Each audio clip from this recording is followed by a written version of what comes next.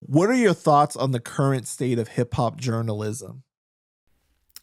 The thoughts on current hip hop journalism about the same as regular journalism. It's all gone to shit. No, man, hip hop journalism might be even worse because there is good independent journalism out there that are able to raise money so that they can continue their efforts. Hip hop, though, man, I remember these long form interviews and like great think pieces that were written in the Source magazine. That's what inspired me to want to be a hip hop journalist if I couldn't have a hip hop career.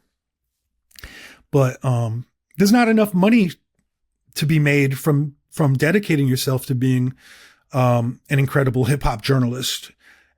People are not paying for that. People are not going out of their way to find it. You're getting your journalism from pitchfork people who are not hip hop people, and Fantano. You don't like Fantano? Not really. I'm not a huge follower of his, but it's like, I don't like how he's like the go-to, the main, almost the only person who people look to for a hip hop review. Like who crowned him kind of thing? Yeah. I mean, his taste is, I don't know if it's not just hip hop. Like he's got all different types of music that he delves into. I like a hip hop specialist. I don't think that's him. So what do you think of like the major platforms that exist with, well, there's just so many now, right? Like podcasting in general is just, it's just hip hop media now. Like rappers are becoming podcasters now because you get more money from it than actually selling CDs these days or getting your song streamed. For like every rapper you can imagine, from, Jim Jones and Fabulous and Nori has Drink Champs, of course. And then you have like the more like the VladTVs and stuff like that. So what do you think about all these different platforms? That's where everything's going. I mean, it's tough to keep up with it all. There's only a few that really pop off. Like Drink Champs took off really big.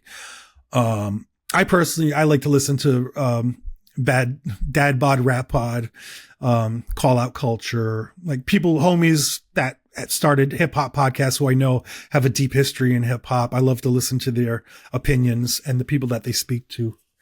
But it used to be blogs. Like after magazines were dead, blogs were the big thing. And then now it's podcasts. So who knows what's going to happen next? I've long wanted to do a podcast of my own. I bought the URL in 2020, I had artwork done. I have the intro recorded. I just never got, I'm not a fan of talking. So that's a hurdle I probably should have gotten over before coming up with any podcast concept. Right. But yeah, I like it. I don't listen to music much. I prefer to listen to people talk.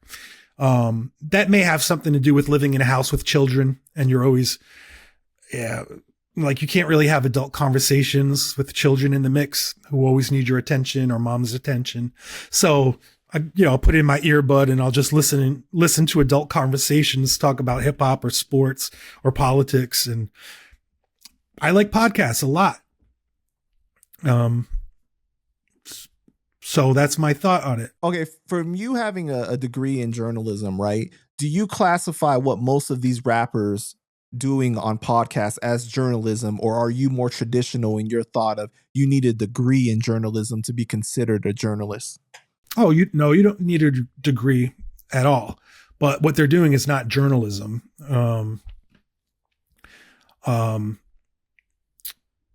It's more opinion pieces than anything. It's, which is fine.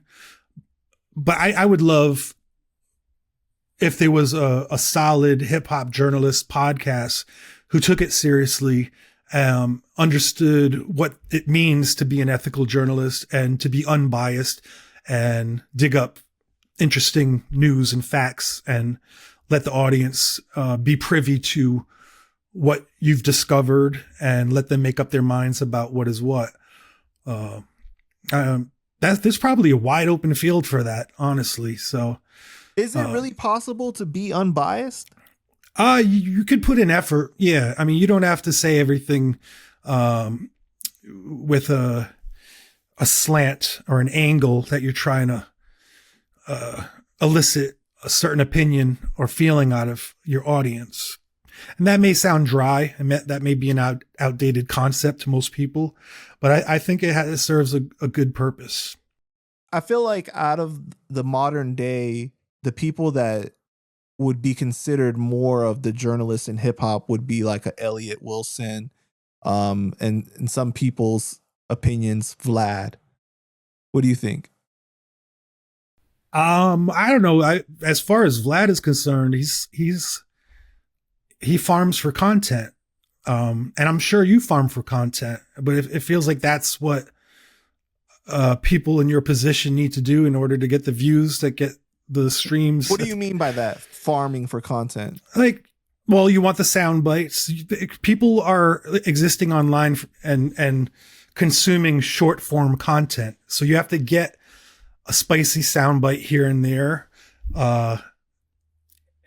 or an opinion that's going to get the comment section fired up, or even rage baited into contributing to the comment section, which pushes you into the algorithm and gets you in front of more eyes. So, I mean, I'm not saying that's good or bad. I'm just saying there is a lot of that. And there's room for other stuff that I think should be explored. And I don't know by who. So I come with no answer on that front.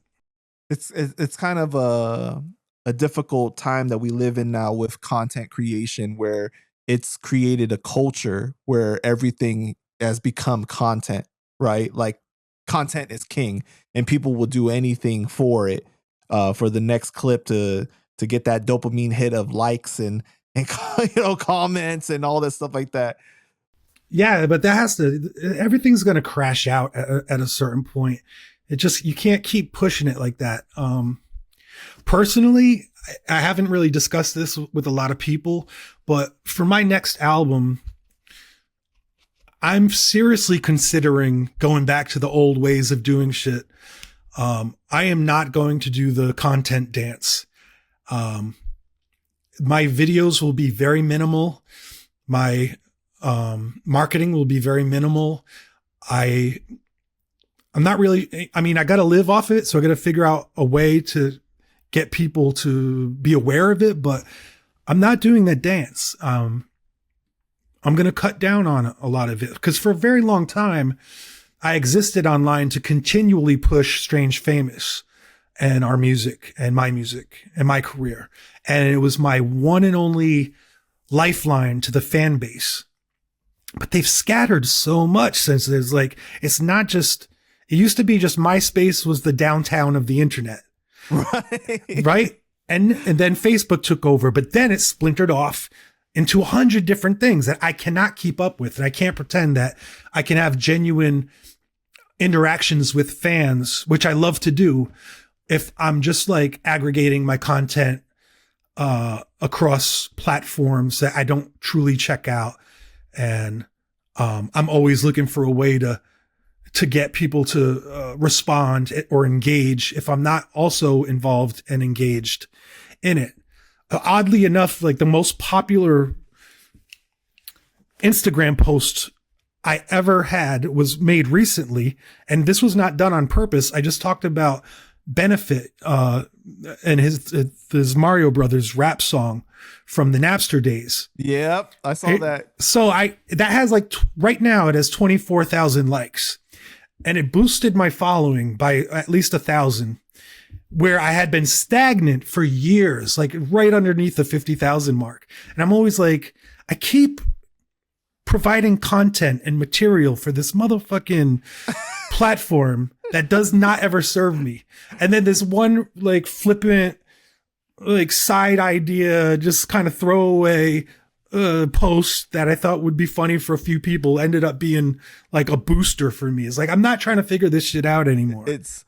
Well, first of all, that's a classic one. Okay. Like that was like one of the early internet things that if you were on the internet back then, you remember that song. You know what I mean? Like for sure.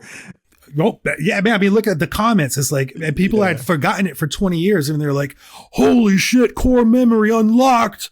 It's like Benefit really, he dropped the bag by not staying more like present and available to people, because he has a lot of fans out there. Like, people are loving it. Like, they're just like reminiscing about how much they love the So Sick album and Proceed with Caution.